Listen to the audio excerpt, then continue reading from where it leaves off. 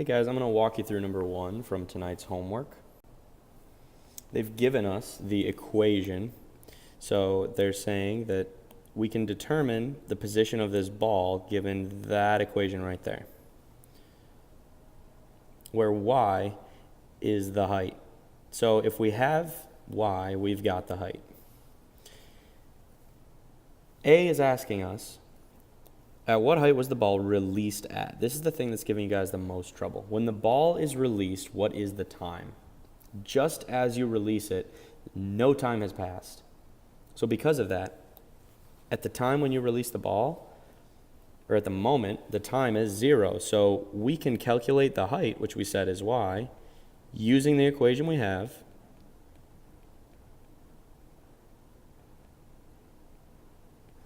When time is 0. And that's going to tell us the height.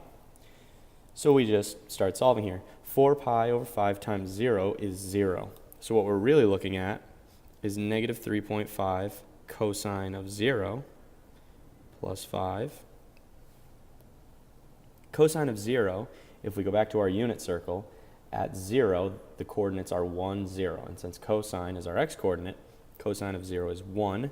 So what we're really dealing with here is negative 3.5 times 1, which is just negative 3.5 plus 5, which is 1.5.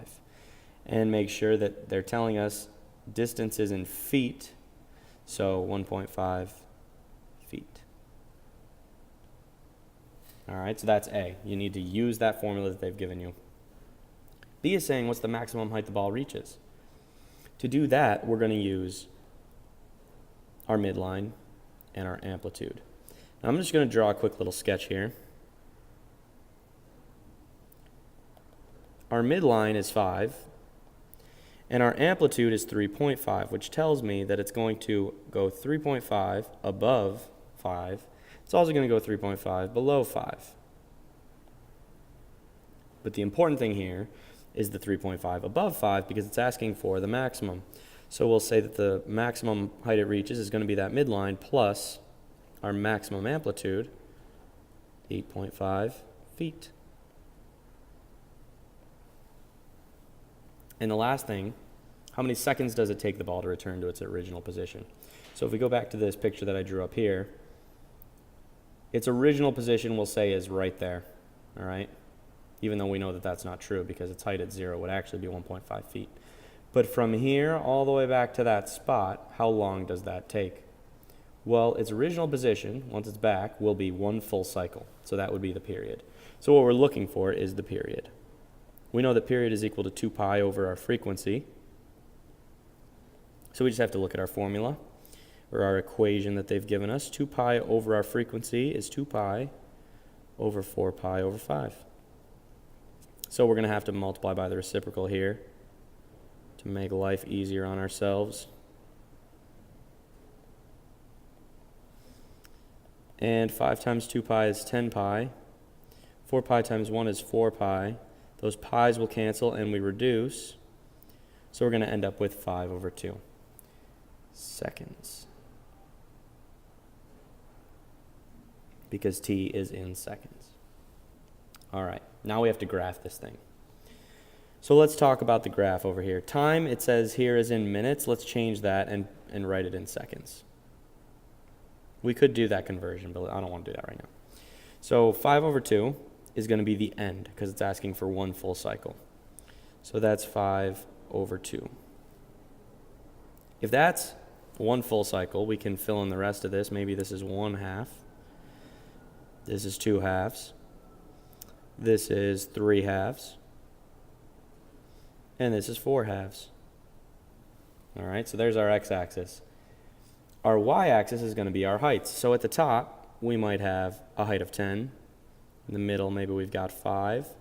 Because we know that our maximum is going to be 8.5 and our minimum is going to be 1.5. So we can just fill in some marks here. Okay. Now we've counted by 1 on the y-axis. We can start plotting some points. I'm going to use blue for that. At 0, we already found that the height is going to be 1.5. So after one full cycle, we should also be at just 1.5, right? One full cycle, we're going to be right back where we started.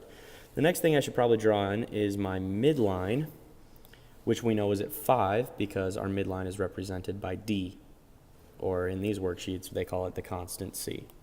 So at 5, I can draw in a midline. And the other thing that we know is that it reaches a maximum height of 8.5. So right in the middle, I'm going to give it a maximum height of 8.5.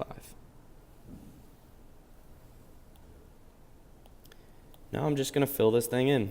So I would have points where it crosses here maybe, and I would come up to there, and there is my curve. That's a rough sketch of a complete period of the curve. It then asks to label the maximum and the minimum. I know that they're probably asking you for the exact point, but all I want you to do is just label max and min. We aren't using our calculators right now. If we had our calculator, it would be pretty easy to calculate this, but we're just going to label those points as we know them. All right? So that should help you guys with number 1. Good luck on the rest. I won't see you guys tomorrow, so study hard and do well with that review packet, and I will see you all on Thursday.